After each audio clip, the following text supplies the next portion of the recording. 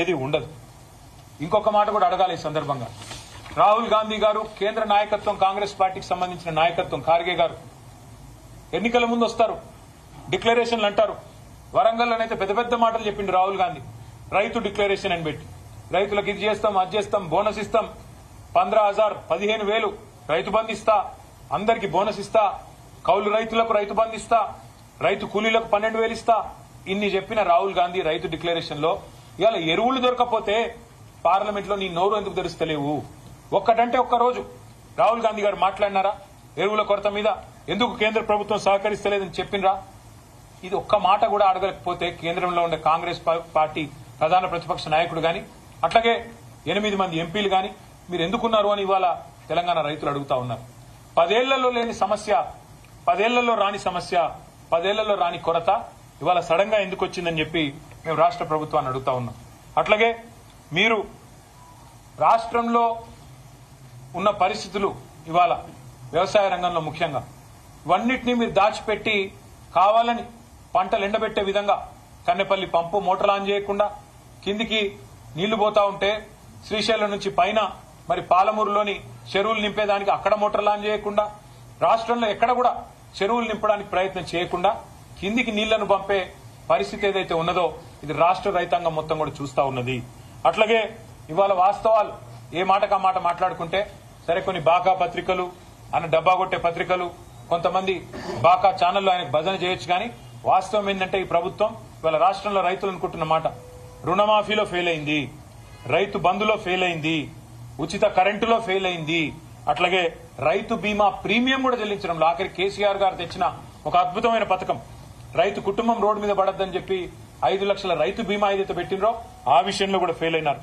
రైతుల ఆత్మహత్యలు తిరిగి ప్రారంభమై ఇవాళ ఉధృతంగా పోతా ఉన్నాయి. ఇప్పటికే 600 మంది పైచిలకు రైతులు ఆత్మహత్యలు చేసుకున్నారు. ఆ ఆత్మహత్యల నివారణలో కూడా రేవంత్ రెడ్డి ప్రభుత్వం ఫెయిల్ అయింది. సాగునీరు అందించడంలో ఫెయిల్ అయింది, పండించిన పంట కొనుగోలులో ఫెయిల్ అయింది, బోనస్ ఇవ్వడంలో ఫెయిల్ అయింది, అట్లాగే విత్తనాల సరఫరాలో ఫెయిల్, ఈ రోజు ఎరువుల సరఫరాలో కూడా అట్టర్ ఫ్లాప్. ఇది వాస్తవం. కానీ దీనివల్ల నష్టపోతున్నది 70 లక్షల మంది రైతులు. వారి తరపున తప్పకుండా మేము కొట్లాడడానికి సిద్ధంగా ఉన్నాం. తప్పకుండా మరి క్షేత్రస్థాయి నుంచి రాష్ట్ర స్థాయి దాకా కూడా పోరాటాల్లో బీఆర్ఎస్ పార్టీ ముందుంటది. వెంటనే పోరాట కార్యాచరణను కూడా ప్రకటిస్తాం.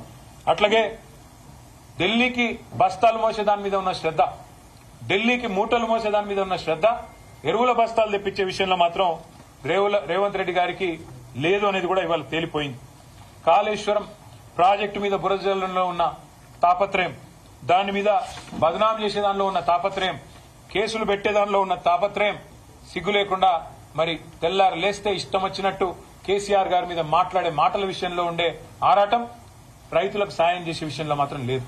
ఇంకా ఘోరం ఏంటంటే మేము ఏం మాట్లాడినా తెల్లారి ఒంటికాలతో మా మీద లేచే బీజేపీ ఇవాళ రైతులు ఇంత అవస్థల్లో ఉంటే ఒక్క మాట మాట్లాడతలేదు. ఒక్క కేంద్ర మంత్రి మాట్లాడాడు, ఒక్క బీజేపీ ఎంపీ మాట్లాడాడు, ఒక్క బీజేపీ ఎమ్మెల్యే రాష్ట్ర ప్రభుత్వం ఏం చేస్తుందని అడగడు. కనీసం కేంద్రం ఎంత ఎరువులు ఇచ్చిందో చెప్పే పరిస్థితి కూడా మరి కేంద్ర మంత్రులకు గాని రాష్ట్రంలో ఉండే బీజేపీ పార్టీకి కానీ లేకపోవడం అనేది సిగ్గుచేటు. పక్కనే ఉంది ఆంధ్రప్రదేశ్. ఆంధ్రప్రదేశ్ లో మంత్రులు ఢిల్లీకి పోయి అక్కడ మరి కేంద్రంలో ఉండే మంత్రుల్ని పట్టుకొని బతిలాడుకొని మొత్తానికి ఎరువులు తెచ్చుకుంటున్నారు. కానీ మన రాష్ట్ర ముఖ్యమంత్రి 51 సార్లు పోయినా ఇప్పటివరకు 51 బస్తాలు కూడా అదనంగా రాలేదు. మరి 8+8 0 అని మేము ఎప్పుడో చెప్పినాం. 8 మంది బీజేపీ ఎంపీలు, 8 మంది కాంగ్రెస్ ఎంపీలు, రాష్ట్రం నుండి ప్రాతినిధ్యం వహిస్తున్న కేంద్ర మంత్రులు అందరూ కలిపి ఇవాళ రైతులకు సాధించింది గుండు 0 అనేది మళ్ళొక్కసారి తేలిపోయింది.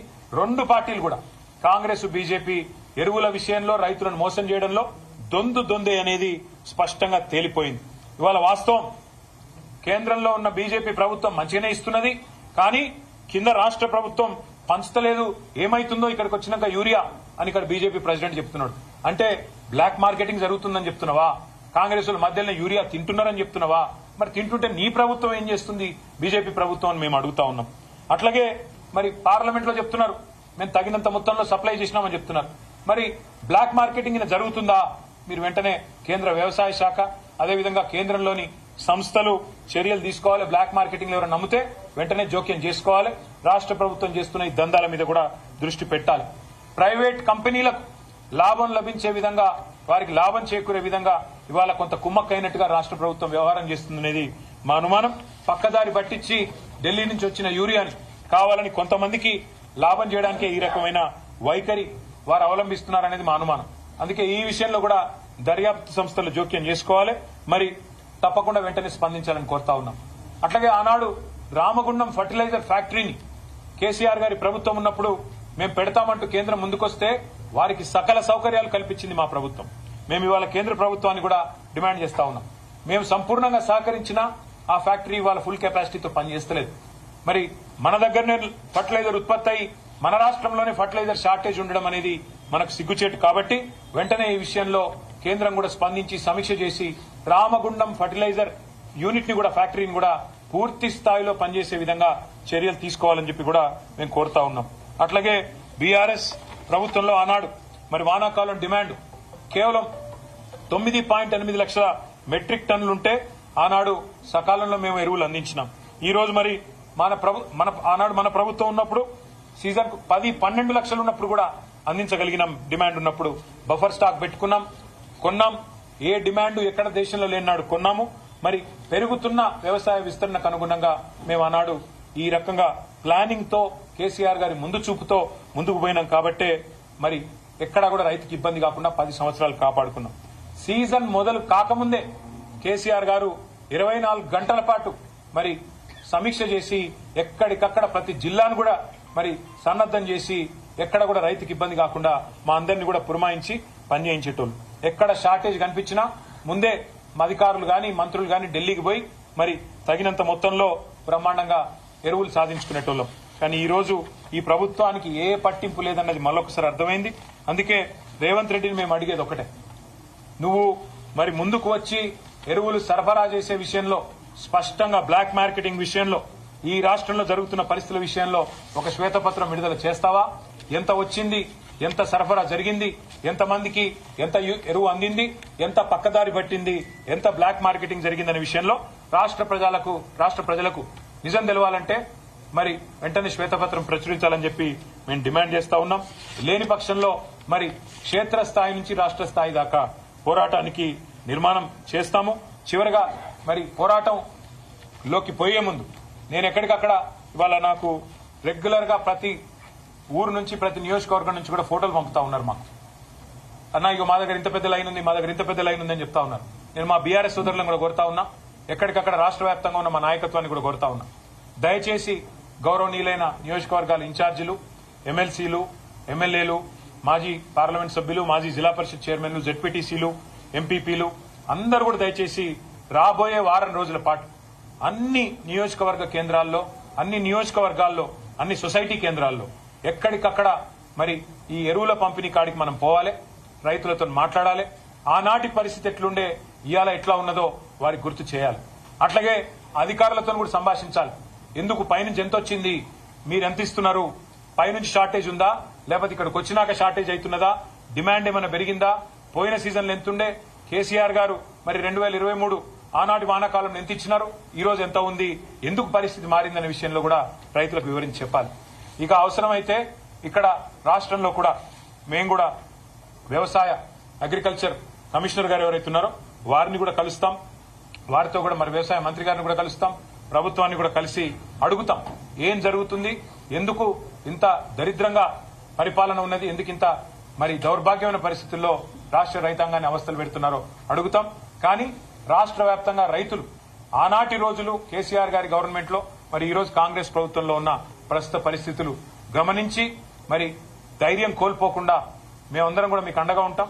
ధైర్యం కోల్పోకుండా పోరాటానికి నడుం బిగించాలని మేము మా పార్టీ తరఫున విజ్ఞప్తి చేస్తూ మా నాయకులు రాబోయే వారం రోజులుగా పర్యటిస్తారు.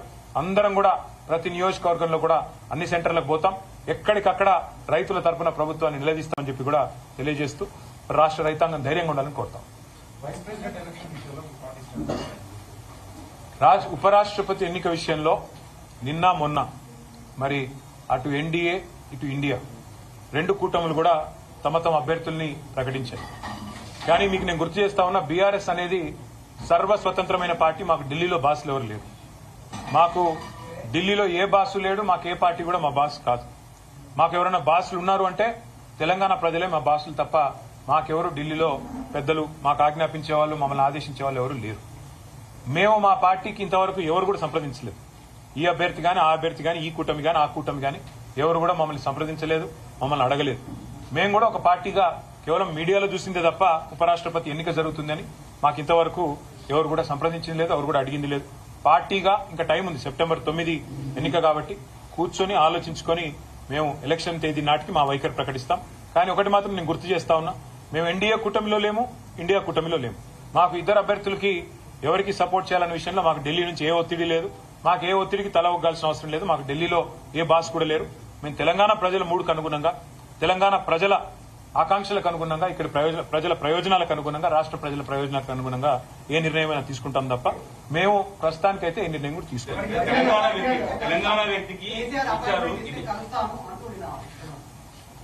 ఎవరు మళ్ళీ చెప్తా ఉన్నా, ఆయన రేవంత్ రెడ్డి గారు పెట్టిన అభ్యర్థి అయితే ఖచ్చితంగా మేము వ్యతిరేకిస్తాం. ఎందుకంటే కాంగ్రెస్ అనే ఒక చిల్లర పార్టీ, కాంగ్రెస్ అనే ఒక థర్డ్ క్లాస్ పార్టీ ఇవాళ రాష్ట్రంలో ప్రజలని ఎంత అరిగోసబుచ్చుకుంటున్నదో రాష్ట్ర ప్రజలందరికీ తెలుసు. మరి అట్లాంటి థర్డ్ క్లాస్ ముఖ్యమంత్రి, థర్డ్ క్లాస్ పార్టీ పెట్టిన అభ్యర్థిని మేము సమర్థిస్తారని మీరెట్లా అనుకుంటారు నాకు అర్థం కాదు. ఇంకోటి ఇవాళ జరుగుతున్నది ఏంటంటే ఒక డ్రామా, ఉపరాష్ట్రపతి ఎన్నికల విషయంలో డ్రామా.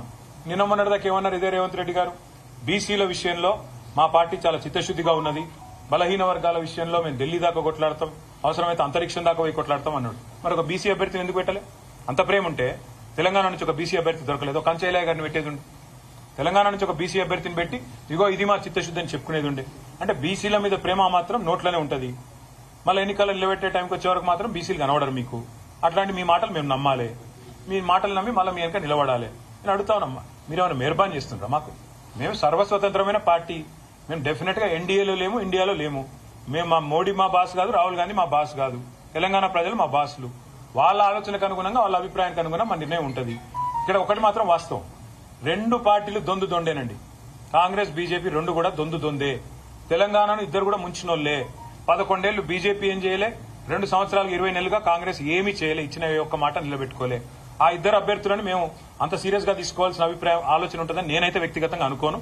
కానీ పార్టీగా, ఎందుకంటే నా ఒక్కడ అభిప్రాయం పార్టీ అభిప్రాయం కాదు, పార్టీగా మేము కూర్చుని ఆలోచించి డెఫినెట్ గా మా ఎమ్మెల్యేలు ఉన్నారు, మా ఎంపీలు ఉన్నారు, మా ఎమ్మెల్సీలు ఉన్నారు, మా ఇన్ఛార్జీలు ఉన్నారు, మా స్టేట్ కమిటీ ఉంది, అందరం అవసరమైతే పెద్దలు కేసీఆర్ గారితో మా అభిప్రాయాలు చెప్పి ఒక పార్టీగా నిర్ణయం తీసుకుంటాం. వ్యక్తిగతంగా నేను అనుకోవడం మాత్రం రెండు కూడా దొందు దొందే, కాంగ్రెస్ బీజేపీ రెండు దొందు దొందే.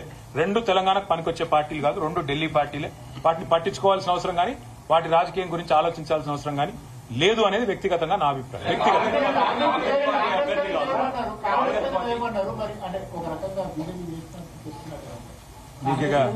మీతో ప్రాబ్లం ఏంటంటే, ఇప్పుడే నేను చెప్పిన 11 ఏళ్లుగా బీజేపీ అనే పార్టీ తెలంగాణకు చేసింది గుండు సున్నా, స్పష్టంగా చెప్తున్నాం.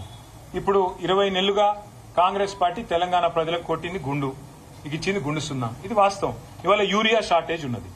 ఎవరు బాధ్యులండి? కాంగ్రెస్ బీజేపీ కాదా? కేంద్రంలో ఉన్న బీజేపీ, రాష్ట్రంలో ఉన్న కాంగ్రెస్. మరి రెండు దౌర్భాగ్య పార్టీల వల్ల తెలంగాణలో 70 లక్షల మంది రైతులు వానల్లో తడుస్తూ ఎరువుల కోసం ఎండుతుంటే వీళ్ళకి మాత్రం ఎలక్షన్ రాజకీయాలు కావాలి, ఎలక్షన్ కావాలి, కలెక్షన్ కావాలి, ప్రైవేట్ మార్కెటింగ్ చేయాలి, బ్లాక్ మార్కెటింగ్ చేయాలి, ఇదే దందా. అందుకే అంటున్నా రెండు దొందు దొందే. నా వ్యక్తిగతమైన అభిప్రాయం ఒక వ్యక్తిగా రెండు పార్టీలు కూడా మనకు తెలంగాణకు చేసిందేమీ లేదు, పట్టించుకోవాల్సిన అవసరం లేదని నా వ్యక్తిగత అభిప్రాయం. పార్టీగా మేము ఎన్నిక డేట్ దగ్గరకు వచ్చినాడు నిర్ణయం తీసుకుంటాము, అప్పుడు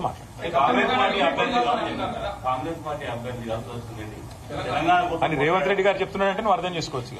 రేవంత్ రెడ్డి గారి మాటను కూడా మీరు నమ్మితే నేనేం చేయలేదు. అంటే ఇప్పుడు నేను ఒక మాట అడుగుతాను మిమ్మల్ని, మీరు అర్థం చేసుకోండి. రెండు పార్టీలు కలిసి స్టేట్మెంట్ ఇవ్వమనండి. సెప్టెంబర్ 9 లోపల రాష్ట్రానికి సరిపడా, ఇవాళ మాటిస్తున్నాను, రాష్ట్రానికి సరిపడా యూరియా, ఓకే, 2 లక్షల మెట్రిక్ టన్నుల యూరియా ఇంకా అవసరం మనకి.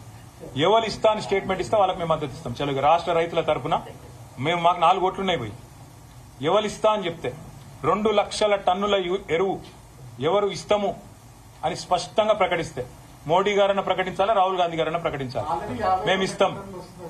ఏడొచ్చింది మీకు 6 గ్యారెంటీలు వచ్చినట్టే ఉన్నది. కానీ మీరు నమ్మితే మీ కర్మ, నేను చేయలేను. తులం బంగారం కూడా వచ్చేసింది, 2500 కూడా వచ్చేసినాయి, రైతులందరికీ 15,000 కూడా అడ్డాయి. మహేష్ గౌడ్ మాటలు అంటే 6 గ్యారెంటీలు కూడా అమలైపోయినాయి. మీరు నమ్మదలుచుకుంటే మీరు నమ్మండి, మేము ఈ చిల్లర మాటలు మేము నమ్మము. ఎవరు 2 లక్షల టన్నుల ఎరువులు మేము తీసుకొచ్చి సెప్టెంబర్ 9 లోపల పెడతాం అని స్పష్టంగా అష్యూరెన్స్ ఇస్తే ఆ అభ్యర్థికి ఓటేసే విషయంలో మేము ఆలోచిస్తాం, సానుకూలంగా పరిశీలిస్తాం.